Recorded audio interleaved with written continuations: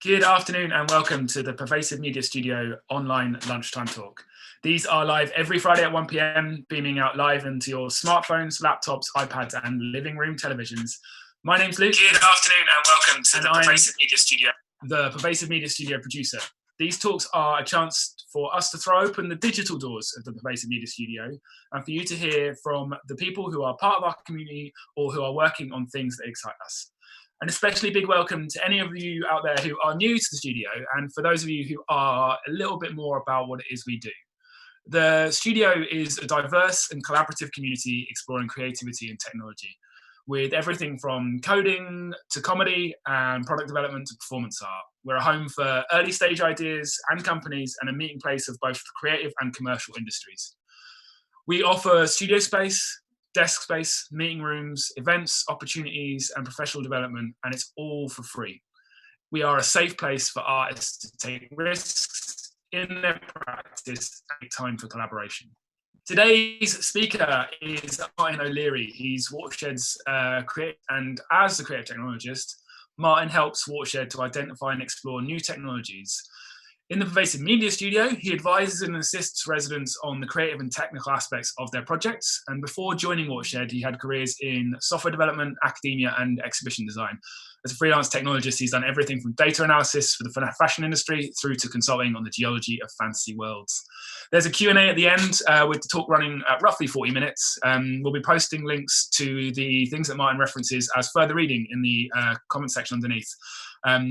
If you want to ask questions as we go, just pop them out into the chat window. You'll need to be signed into YouTube or Gmail account to do that. I'll pick them out and throw them to Martin at the end of the talk. Brief content warning, there is some discussion of adult uses of video calls and webcams in this talk, so this one may not be appropriate for young people under the age of 18. We'll leave that up to you to decide whether you keep it live. Please do feel free to post questions as we go. Bear in mind a captioned and recorded version of this talk will be available here after the talk is finished, as are all our talks for the foreseeable future. Next week's talk is called Infusing Afrofuturism and Afrofuturist Landing, and it's by studio resident Dr. Edson Burton. Edson is a writer, historian, program curator and performer based in Bristol with specialisms in Bristol and transatlantic slave trade, Black history in the USA, cultural continuities between Africa and the New World. More info on this talk will be live on our website soon. You can get news on all our future talks by following us on @PMStudio UK, subscribing to our newsletter via our website. Don't forget to subscribe to this YouTube channel and give the video a thumbs up. For now, I'd like to hand you over to Martin O'Leary. Hello, I'm speaking to you from the future, from the far distant year of 2020. And in this future, as you might imagine, we have wondrous technology. We have flying cars. We have jetpacks. We eat all of our food in pill form. Of course, we all live in fabulous cities on the moon. But most of all, the wonder of the modern age, the crowning jewel in our civilization, is the video phone, our most amazing technology.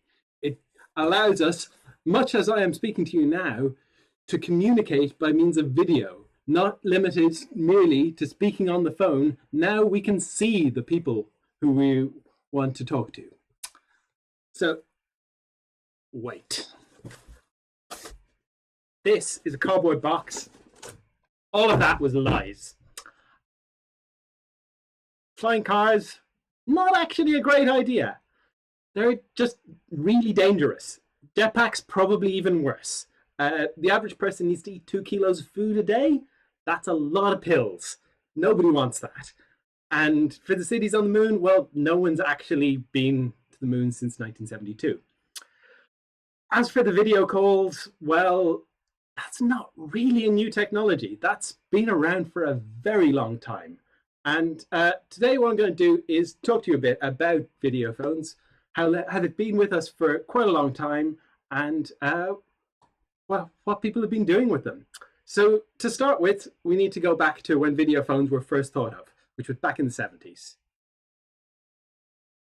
Back in the 1870s. So in the 1870s were a pretty exciting time, at least if you were a rich white person in the West. There was a lot of progress, a lot of interest in technology. People were excited about the future. So I want to just set the scene a little bit in terms of what the technological landscape of the 1870s looked like.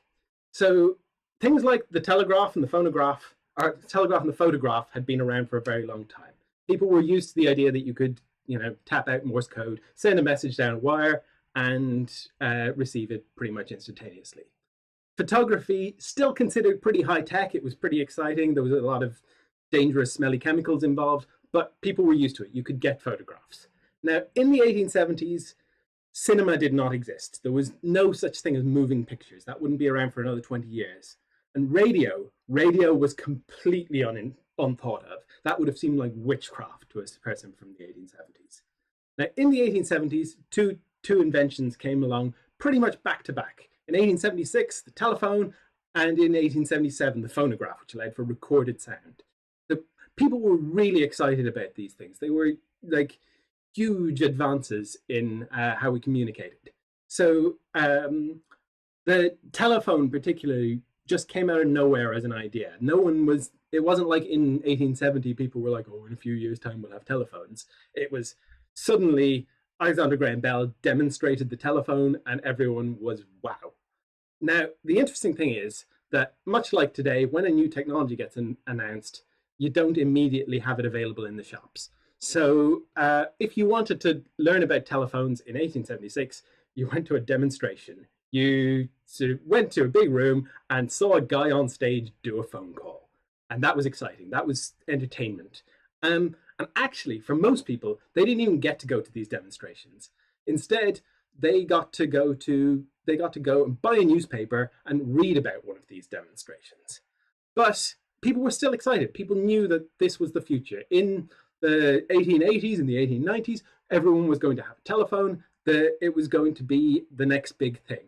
So much like today, when a new technology gets announced, people were writing about it. People wanted to read about telephones. They wanted to understand what telephones would bring to them, what the future of telephones were, how telephones would change the world, what was the next technology. Once we had telephones, surely something else was going to come along which was even better than telephones. So the next thing that happened was people just started writing stuff. And these were people who had never used a telephone, who had never even seen a telephone, some of them. They were still just writing about telephones, writing about ideas about telephones. And very quickly, the idea comes along that the next big thing is going to be video phones. So the earliest picture of a video phone that I've been able to find, at least, came from Punch's Almanac for the year 1879. So Punch, if you're not familiar, was a kind of 19th century satirical news magazine, and they put out what they called an almanac, a kind of annual every year at Christmas, and it would have like jokey predictions for the year ahead. So in this case, they were suggesting that Thomas Edison, everything in Punch was invented by Thomas Edison. It was a kind of running joke. Thomas Edison was going to invent the telephonoscope, as they called it, which would transmit light as well as sound. And the caption here, which you probably can't read, says, "Every evening before going to bed, Potter and Montefamilius set up an electric camera obscura over their bedroom mantelpiece and gladden their eyes with the sight of their children at the antipodes and converse gaily with them through the wire." Which is not actually a bad depiction of a video call. Now, they're using these sort of weird speaking horns. That's obviously a reference to what the telephone technology looked like. They have this massive screen. So at the time, there was nothing that had a screen. So people had no reference point for how big a screen should be. So what they're actually referring it back to is a camera obscura, which is a building. So the idea was that you'd have this big screen and you would talk to your children in, I believe this is supposed to be Sri Lanka. So that was the idea. Now, this was a fairly jokey prediction. One of the other predictions in this issue of Punch was for anti-gravitational undergarments. So take it on that level. But the idea was there. Moving on a little bit, Jules Verne, mostly known to us as like a sort of adventure sci-fi writer, but he was also kind of a tech journalist. If he was writing today, he would definitely have a column in Wired. He wrote a story in 1889 called In the Year 2889. And in it, he described a gentleman who lived in London, whose wife was a famous model and has to go to Paris. But it's okay because he can use the telephote, as he called it, to watch her sleep, which is deeply creepy. But, you know, that's just the sort of thing. They really didn't have a concept that this would be consensual, that you would want to or not want to talk to particular people. You can see he's in the illustration. This is what technology looked like in the late 19th century. Nowadays, this would be like a sleek cylinder with an Apple logo on the side. And again, this huge screen. There it is. Which was something that was really featured in the displays of the time. So this is where the idea sort of stuck for a while. This is sort of what people were imagining right up until the 1920s. And something came along in the 1920s which changed a lot of that. And that was the invention of television. Now, I don't really have time to go into the invention of television. It is a wild story. This is the first television. It was built by John Logie Baird out of scrap. He electrocuted himself, got thrown out of his house while making it. He tried to demonstrate it to the editor of the Daily Express, got thrown out of there, eventually managed to convince the Times to come and look at it. And it was a monstrosity, a huge contraption. So the thing about television is it was kind of crap, but it worked. You could see people at a distance using, and it looked like this. The other important thing about the first televisions is it was never really conceived as a broadcast medium. When the television was invented, it was a camera and a screen, and they were hooked together with a wire. The idea that you would then broadcast that over the radio came a little bit later, but initially it was just like a CCTV system. You would have a camera and a screen, and really all you need to do for that to get a video phone is to take two of them and put them back to back. Right, both people get a camera, both people get a screen. You hook them up to each other, and it really didn't take very long for people to start doing that. So the first public video phone, people presumably had built them in the privacy of their own labs before this, but the first public video phone to open was in 1936 in Nazi Germany. 1936, the Nazis threw the Olympics. They were pretty excited about that. They wanted to show off the glories of German ingenuity, so they installed what was called the Gegensehen Fernsehangestellten, which was like the opposite seeing, far speaking apparatus. And it was basically a video phone. There were only two of them. There was one in Berlin and one in Leipzig, and they were at the post office, and you had to book an appointment if you wanted to use them. But you could go and you could have a conversation with your friend in the other city. And that was about 100 miles apart. So that was really impressive for 1936. Nobody used it. Nobody actually cared. The whole point of the telephone was that you didn't have to go to the post office. So putting these things in post offices was, well, it was an idea. But really, I mean, this was the first video phone, and everything since then has just been a minor iteration on the concept. So once the war broke out, they sort of lost interest in this. There were different things to be spending money on, and it sort of went quiet for a bit. But after the war, it got picked up in America. So in America, after the Second World War, technology was everywhere. People were excited about technology, and in particular, AT&T, who had a monopoly on telecommunications in America at the time, had Bell Labs, which was named after Alexander Graham Bell, who invented the telephone, and it was their laboratory for developing new technology, any kind of new technology. And Bell Labs is where huge amounts of the innovation in the 20th century came out of.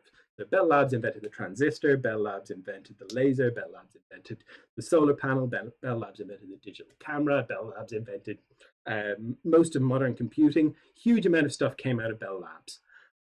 And they went pretty much all in on video phones after the war. They were like, yes, we're going to make this happen. So there's a quote from one of their engineers in 1948 suggesting the future that they wanted. So whenever a baby is born anywhere in the world, he is given at birth a telephone number for life and a watch-like device with 10 little buttons on one side and a screen on the other. When he wishes to talk with anyone in the world, He will pull out the device and call his friend. Then, turning the device over, he will hear the voice of his friend and see his face on the screen in color and in 3 dimensions.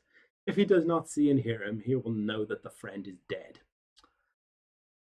Yeah, or he doesn't want to answer his phone.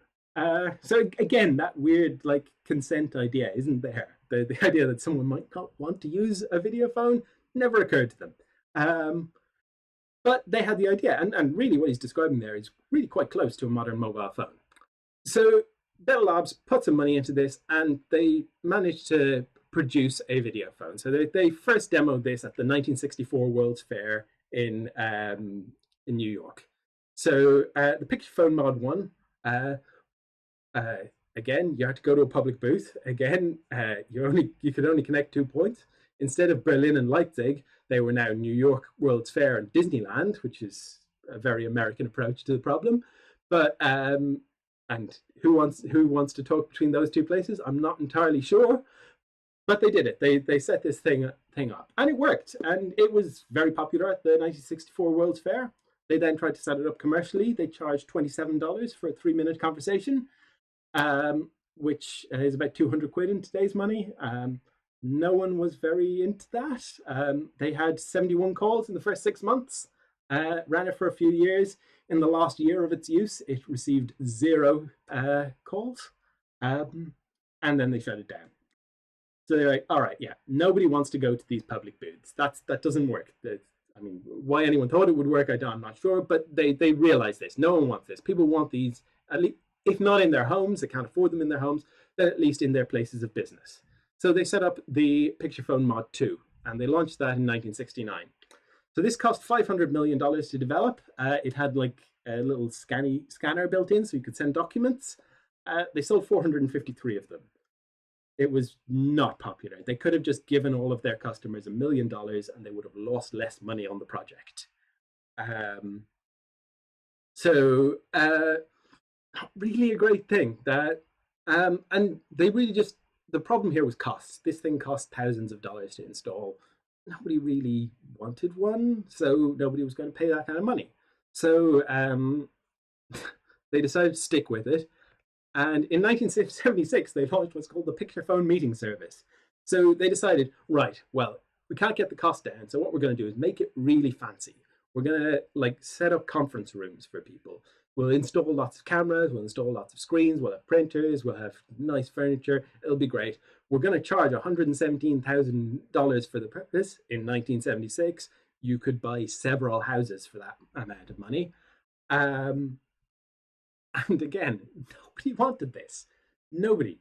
And this was basically the way it worked.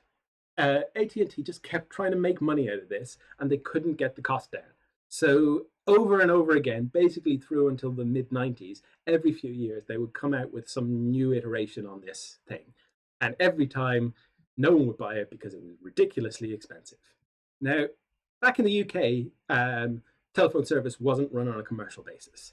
So in the UK, telephone service was run by originally the General Post Office, later BT, and they were running it as a public service. But they were interested in video phones as a kind of technology. So I'm going to show you a quick video which shows how they projected the future of telecommunications in 1965. I'll see you tonight then. Yes, all right. No, I said I'd come, didn't I?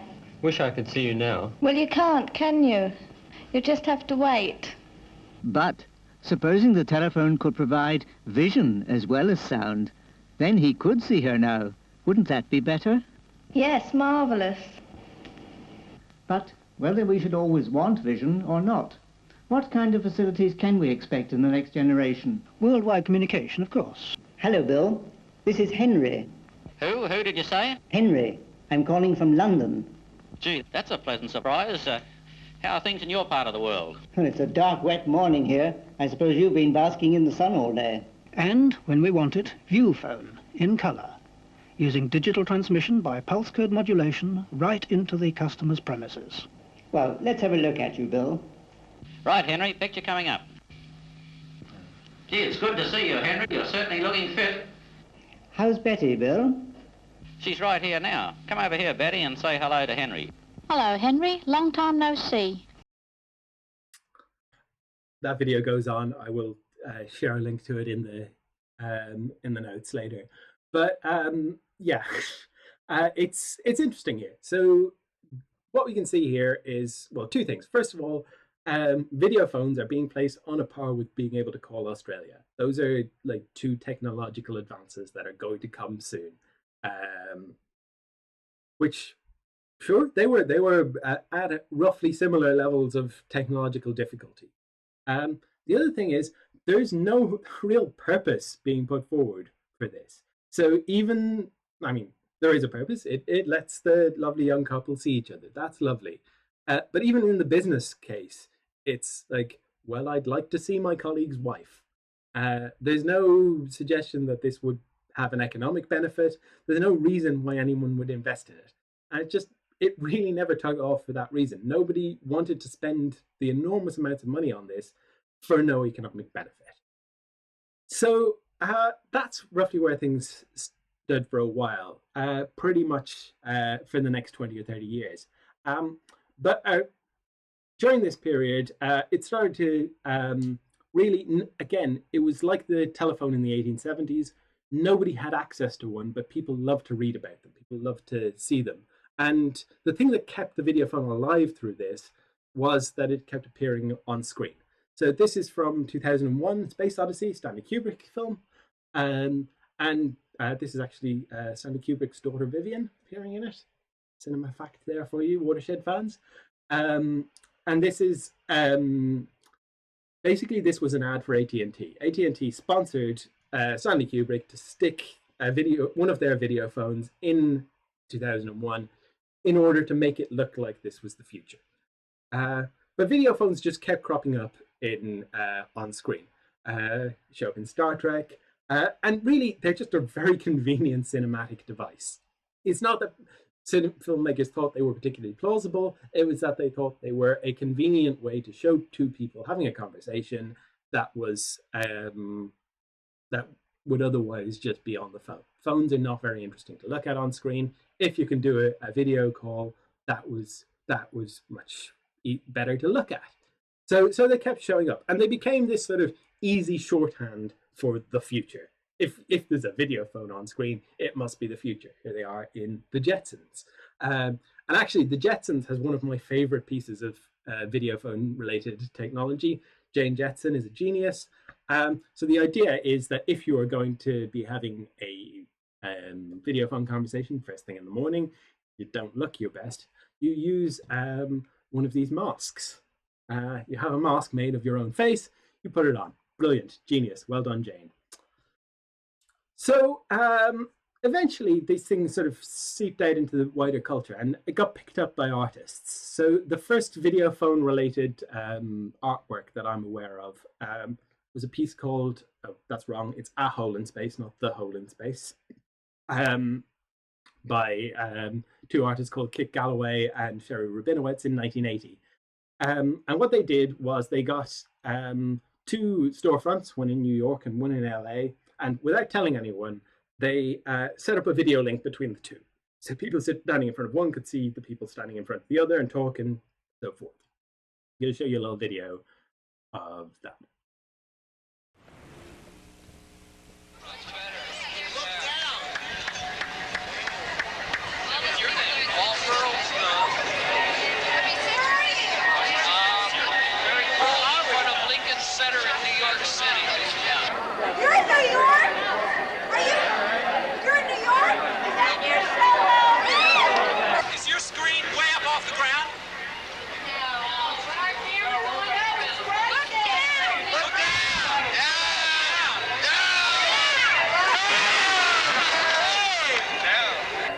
Who are we talking to? Are they actors? They look like young people in a show. They're just people like you and me. My God, it looks like chorus line, having a little lunch break. It must be. They just walk by someplace and like they're just talking because they saw this just like we saw it. How did you get here? They're probably. I just walked.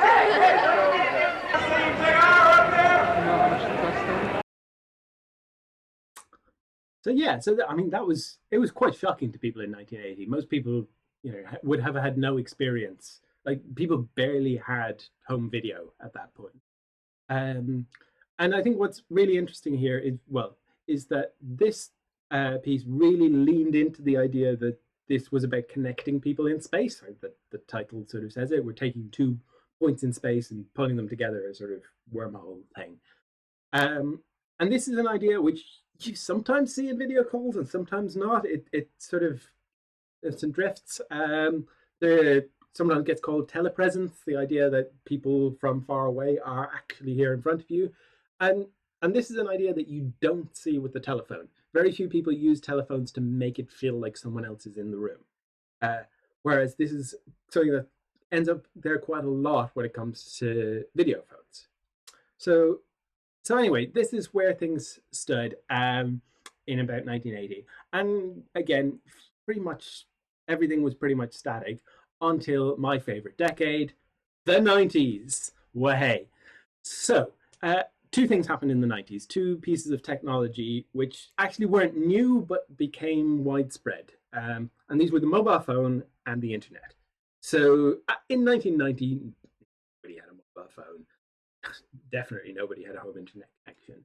And by the end of the 90s, most people were starting to get mobile phones. Home internet connections were pretty widespread. They wouldn't reach like full saturation for another few years, but they were definitely both completely there.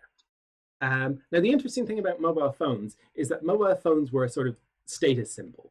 So people who wouldn't spend money on a video phone would suddenly spend money on a mobile phone, because even though they could get a cheap one, because having a fancy mobile phone was a status symbol. You could show it off to your friends and and the first video phone, the first video phone, arguably the first camera phone. It was the first camera phone that could send pictures. There were other phones that had cameras built in before. This was the Kyocera VP210. And it was okay. It's not great. It could get 2 frames a second. You could only talk to other people who had exactly the same model of phone.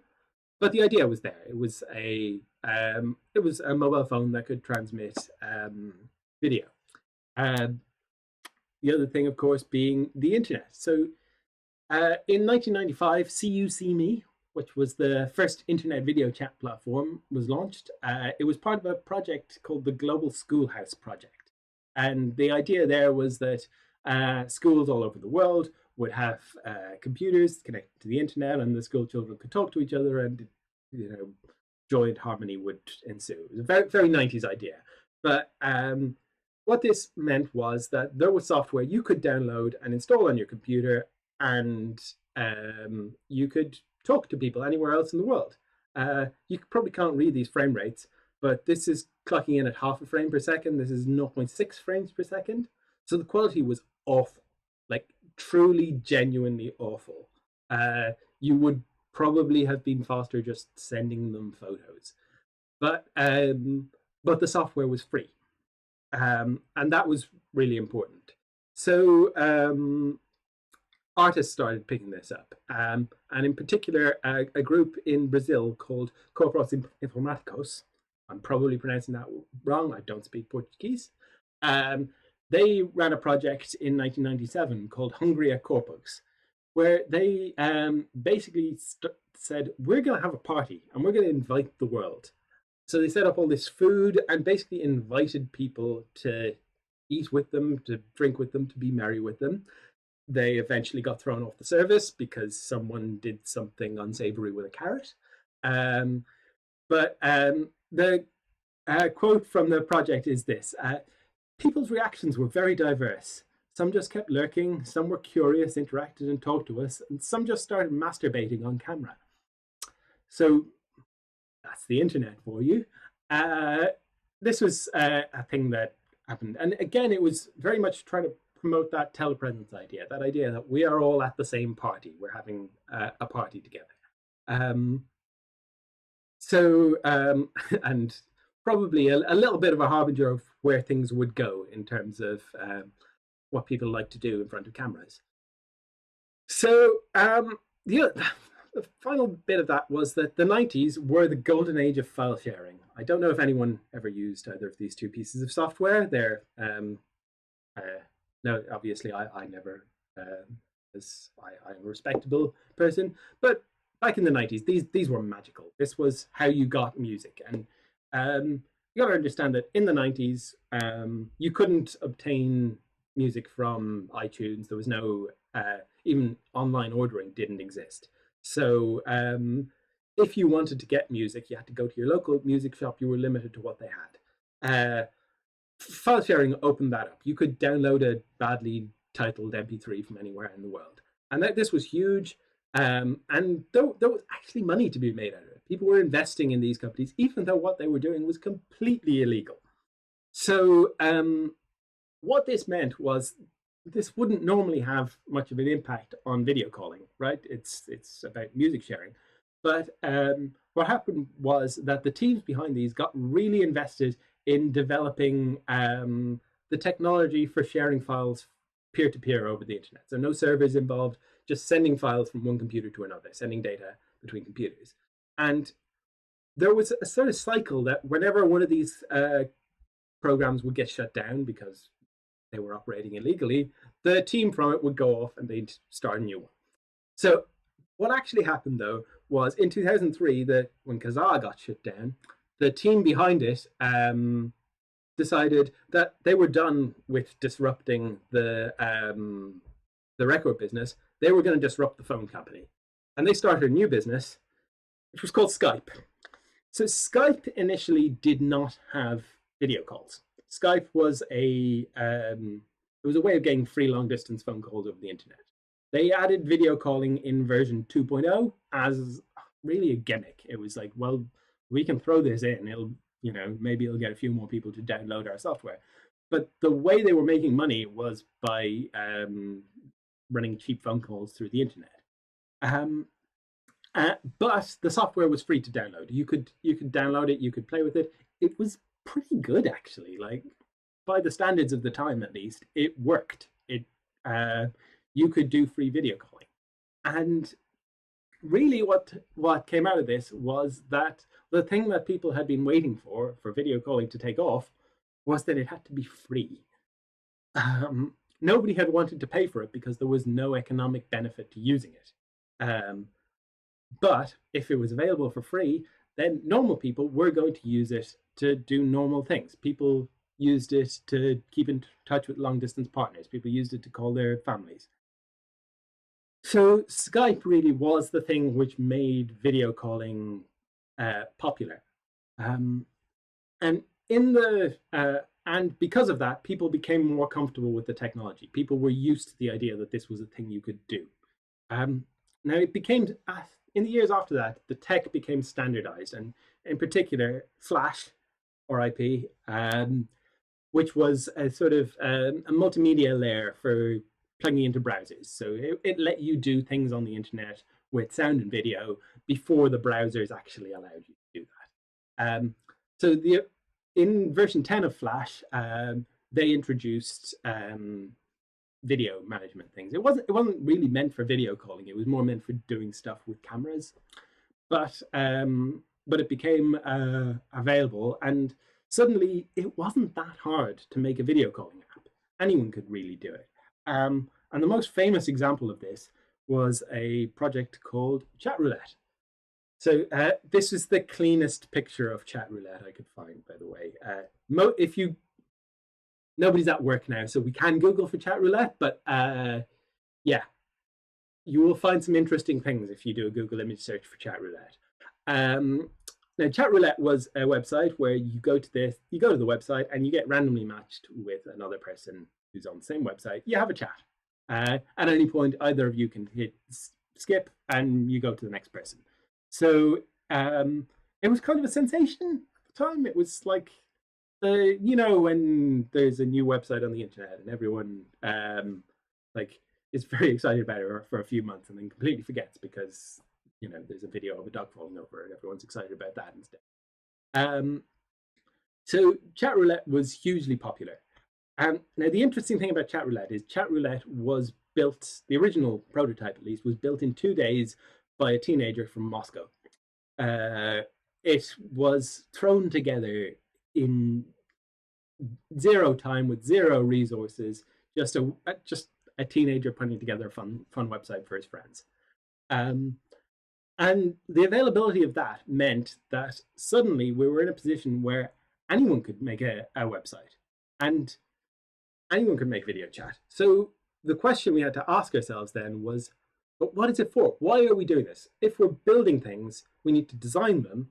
And if we're designing things, we need to be able to say, well, what is the purpose of this thing that we are designing? So try and get to what some of the answers to that were. I'm going to show you two ads now. The first one is the ad from 2010, which is how Apple introduced FaceTime to the world. So FaceTime is their video chat service available on all Apple products. So this is the first ad for FaceTime.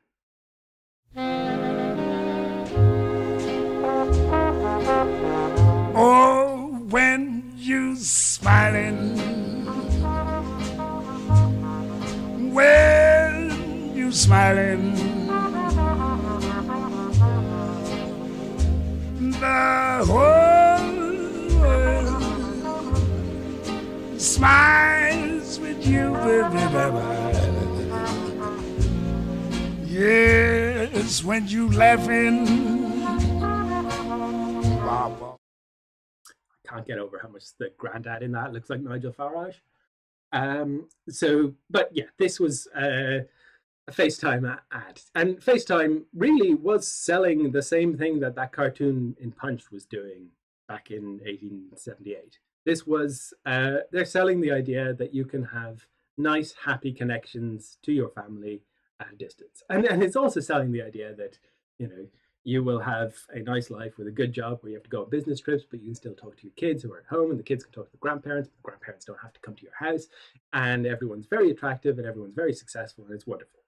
That's the dream that Apple are selling you, and really they want you to buy a phone in order to achieve that success. So the other model I want to show you is this is an ad for Zoom. So Zoom is a more recent competitor. And Zoom is probably the most popular video chat app on the web today. Zoom has revolutionized the way teams communicate. Whether you're connecting multiple conference rooms or meeting with attendees from their desktop or mobile devices, coming together face-to-face is as simple as a single touch. With the highest video and audio quality, bringing your team together on Zoom feels just like you're all in the same room. It's easy for everyone to join on video, which builds trust and engagement, making your team and their meetings more productive. Feature-rich and simple to use, the Zoom mobile and desktop apps. Again, it goes on. But yeah, so Zoom is a tool for making your employees more productive. Zoom is a tool for having meetings. It's a tool for everyone sits around the conference table and nods at the man on the screen. It's a tool for pie charts. So this is a very different, it's really kind of hard to believe that FaceTime and Zoom are selling essentially the same product. They are selling that you can talk to people at a distance. But what they're selling is completely different. Now, the interesting thing is that, and certainly within the last month or two, Zoom has become hugely popular. Zoom increased its daily users by a factor of 20 in the last 2 months. Zoom is by far the dominant force in video conferencing today.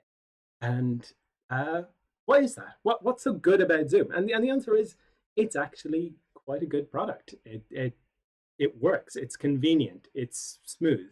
They've had their security issues, but those are the security issues that you get when you take a product which is meant to be for dealing with closed groups of employees of a company and try and use it to run a pub quiz or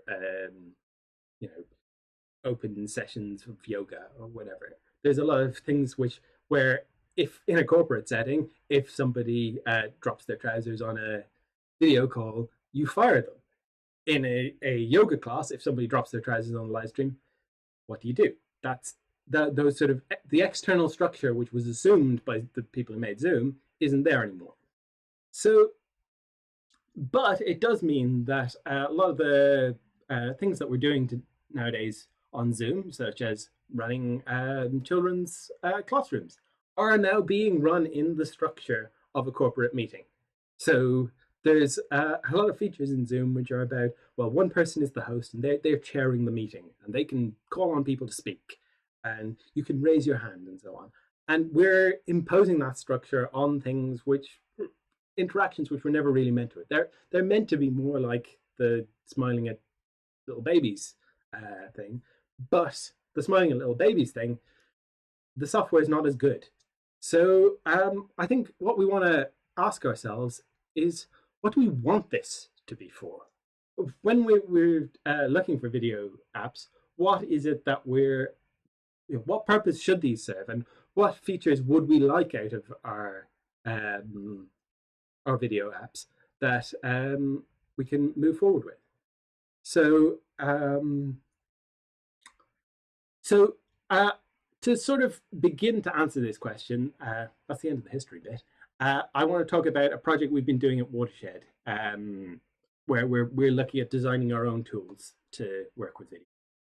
So the particular issue that we're looking at is making connections between people, so known as networking.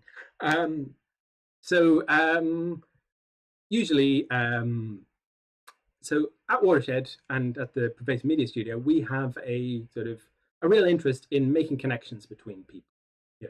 Hopefully it's not this sort of thing where everyone sits around and laughs at the white man's joke, but we're interested in bringing people together, people with diverse ideas, people with who might not otherwise meet, who might not otherwise share their ideas, and helping them to collaborate. So we run an event which is called First Friday at Watershed, and in more normal times it looks like this. It's sort of have some drinks, meet some people, let's all have a nice little chat. And it's about making random connections between people in different parts of the arts and technology world. Obviously, we're not doing this anymore. This cannot happen. These people are far too close and should be reported to the police. So how do we do this? So we're looking at trying to bring some of the ideas that I've been talking about different ways of doing video conferencing into this sort of scenario. So this sort of thing doesn't work with Zoom. You could put 50 people on a Zoom call, but they can't actually talk to each other. If you've got 50 people on a Zoom call, it becomes a lecture. One person can talk, maybe two people can have a conversation, but 50 people can't talk to each other. On the other hand, most other tools are built around the idea that you're going to call someone. So something like FaceTime is built around the idea that you want to call your husband or wife. You want to call your grandparents. There's nothing in there which says, I'd like to talk to someone random. On the other hand, you've got something like Chat Roulette. On Chat Roulette, you could talk to anyone or wave parts of your body at anyone. It's not a fundamentally safe environment. So we wanted to build something which was a bit like Chat Roulette, but a much safer environment. And what we built is a tool called Digital First Friday. So this is what it looks like. It's a website. You go to the website, you click on the button, and it randomly connects you with other people. These are people who have come from our mailing list. They've signed up. They're part of the extended Watershed family. And for an hour every month, you can meet up, you can chat, you can network. This is what it looks like. It looks like a video call. I don't even know why I'm showing you this picture. It's more interesting than looking at a web page. And we've been running that now for, well, we ran the first run last month. We're going to be running it, or this month, I guess. We're going to be running again next Friday. So if you're interested in trying that out and joining us to test it and see how we can push video conferencing into more interesting spaces, you should sign up to First Friday at Watershed. Send an email. We'll send you an email. There'll be some emails, and we'll get there. So that's all I've got. I'm going to bring back Luke, and we can maybe have some questions. Mine, that was brilliant. Thank you so much. Right, so this is the Q&A section. If anyone has any questions, feedback or comments, there's lots of things people talking about Zoom in there. Someone mentioned that Martin is quite possibly the Bob Ross of creative technology. I'm not sure who that was. But if you do have any questions, now is the time to drop them into the chat window in YouTube. Martin, I guess like for me, I'll kick it off because we're still waiting for people to come through. What's the weirdest thing that you encountered in your research for this that you haven't included in this talk? I mean, you could Google chat roulette.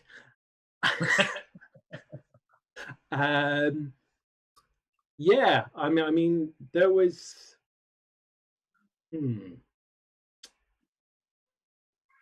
Definitely, there's a whole world of telepresence robots, which I know, well, you know, is a favorite topic of mine. The idea that we can do video calls and introduce a robot to it, which is really interesting. It's like you're doing that thing with the big screen, but instead of having a big screen, you've got a small screen standing on top of a robot. And people have the idea that these would be like soothing, nice presences, and they're really not. They're terrifying creatures. Like the idea of having one of these robots like looking after sick people in hospital, looking after the elderly, and it's just like there's a real disconnect, I think, in the way people are designing these things between and it comes through in the Videophone thing as well. People are so excited that the technology is possible, they haven't really thought about, like, is the experience of using this something that anyone would actually want? So yeah, I don't know if that answers your question. Someone's definitely stuck an iPad on top of one of those weird Boston Dynamics bomb disposal dog robots. It's terrifying. Yeah. Great. There's a lot of round of applause coming through for you on the chat window, which I don't know if you can see, but it looks like it's gone down a great storm. Do you want to remind people again how they can get involved in First Friday? Hold on, we have a question. From Hillary. What about differently able people and innovations around access in video calling? Yeah, so actually, that was something that I had to cut. But there was a really interesting project back in the 80s and 90s to do video calling based on normal televisions, and it was a project essentially to allow deaf people to have phone conversations.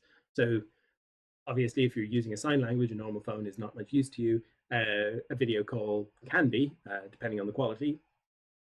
You do need reasonable quality. Those sort of early internet video phones wouldn't cut it for sign language. So there's been a lot of work on sort of connecting deaf communities with video calls. Obviously, if you're blind, then video calls are not very useful to you. It's much like a phone call, but more complex.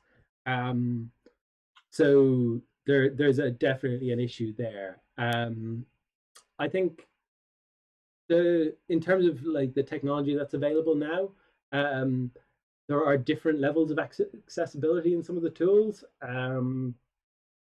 Zoom is actually surprisingly good, I think, because it has to go through all of these corporate compliance requirements.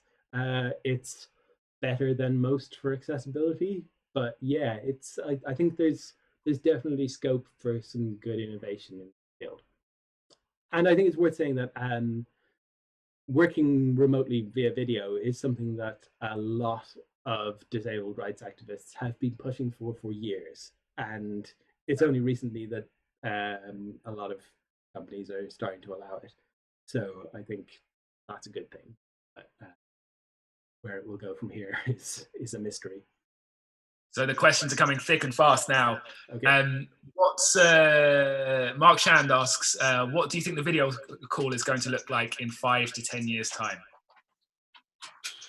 That's a good question. I honestly don't think it's going to change much from what we have today. We'll see improvements in quality just as bandwidth and so on increases. I'd like to see us developing a better culture around them. I think most of the innovations is not in the base level technology, but in the in how we deal with them, in what kind of structures we place on them. I think that's going to be interesting. And honestly, I don't know what the future is, but I think there's scope to experiment with the structure of video calls and the structure of online interactions that we really haven't played with. Everything is very, very much working off either translating an in-person model to a digital one, which doesn't always work great, or doing just very simple, direct one-to-one calls. Great. So kind of slight follow on from that one, for Julia Scott Stevenson asks, what's a really creepy future use of the tech you think we might see? Well, I mean, anything with cameras involved, there's always going to be surveillance. And I think we're now reaching the point where it's plausible to do automated mining of video in real time and to do that at massive scale. So I know Zoom have said that they're using machine learning to detect nudity on all video calls, which means, is a sort of tacit admission that they can snoop on all of your video calls. They can see what's being shown.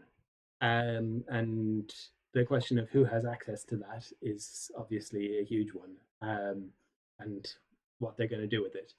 So, yeah, I think the sort of, from a surveillance perspective, moving all of our interactions into video call platforms, which are mostly controlled by a few companies, is worrying. Yeah, for sure. Okay, so kind of moving on from that again, like these questions are nicely weaving into each other. Peter Bennett says, do you envisage growing resistance to video calls where people will only use audio and always turn off their video? I think, yeah, I think there's definitely going to be, like I know certainly the people I know who have been on the internet a very long time much prefer text-based modes of communication. Video calling is one of those things where it's very popular, but it's also very time-consuming. Like, if every interaction is a video call, it's very tiring. It's very time-consuming.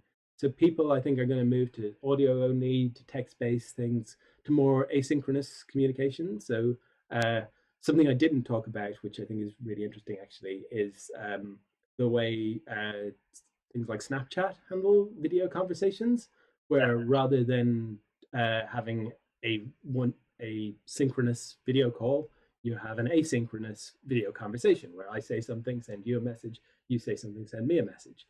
I think that's something which helps people manage attention a lot better, rather than the sort of big video call meetings that a lot of us are having today. And Joe Lansdowne asks, do you didn't talk about, she says you didn't talk about VR. Do you think that might offer anything significantly different in terms of presence? So, yeah, I mean, in terms of the experience of presence, VR obviously offers it. If you want to do it with video, you need really, really high quality video cameras and a corresponding amount of bandwidth in order to transmit real-time video that's good enough for VR. So I think the VR environments that we have right now are, they're not video based. They're their 3D model. And that's a sort of alternative route towards telepresence. Similarly, you can do things with puppets and robotics, which are telepresence but without video. So yeah, I think there are other routes into that, and VR is one of them. I'm always skeptical about VR because, again, it's got that problem that the hardware is just ludicrously expensive, and so very few people are going to have it. Okay, we've got a few minutes left, so I'm just going to try and squeeze in a couple more. So very quickly, if you can, how do we address consent in the realm of video calls? Well, I think a lot of that is you address consent in the realm of video calls exactly the same way you address consent in any other realm. It's, this is a social problem, not a technical problem. And I think that certainly there's design questions, like, for instance, the idea that you could start a video call with someone without their consent, which we had back in the 40s. Thankfully, video calls do, they ring. You can turn them down nowadays. I think it would be nice if there was more of an expectation that you could turn things down. But I think, and designing our software so that it provides those points at which you can say no. Yeah. But then also building the social structure so that it's okay to say no. And I think the latter is more important. Once you have the latter, the software is going to follow. Just a quick follow-on from that. Sorry, I'm going to try and squeeze as many questions in as we can, but we are running out of time. Tom Marshman asks, how about taking screenshots, though, in the context of that? We're seeing a lot of people posting those on Twitter and social media at the moment. Yeah, I mean, that's a real thing. I think you've got to accept that if you are sending a video stream, the person on the other end is technically capable of doing anything they want with it. So they could take a photo of it, they could stick it on the side of a building, they could do whatever. And likewise, if you are opening up a video call, the person on the other end can do whatever they like with their camera. So they can point it wherever they want, they can point it at whatever they want. So there is a level of trust which is required in a video call, which, I mean, is also there in a lot of in-person interactions. You are trusting people that they don't have a voice recorder running in there when you have a normal conversation. You're trusting that there are no hidden cameras in the room.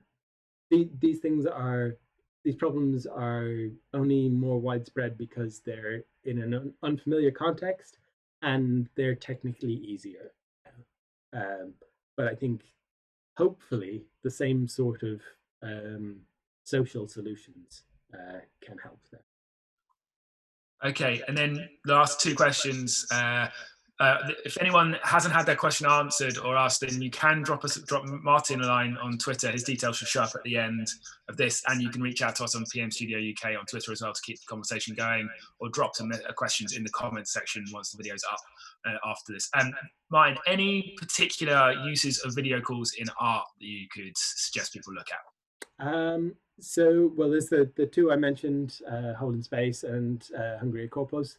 There's a piece which I think is quite interesting by two artists called Lauren McCarthy and Kyle McDonald, which was called Us Plus, which is essentially they built a system that sits on top of your video call and monitors what you're saying and makes suggestions about how you can be more emotionally available and honest, and perhaps you're talking too much and you should be quiet.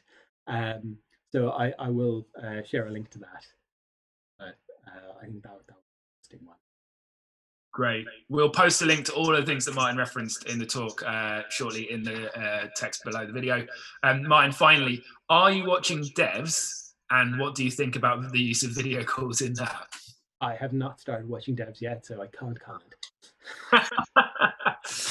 Okay, Martin, a massive thank you. That has been brilliant, and there's a lot more questions popping up in the chat, so I think there'll be people who want to follow up and keep the conversation going. Thank you so much to everyone who's tuned in today. These are live every Friday at 1 o'clock, and you can get news on all of our future talks by following us on @PM Studio UK or subscribing to the newsletter on our website or subscribe to this YouTube channel and give the video a thumbs up before you go. Please share the link. All our talks and this one are available to watch again here on these links and on this channel. If you've got your own idea for your own video call, drop us a line and let us know what you want to talk about. We are interested in people asking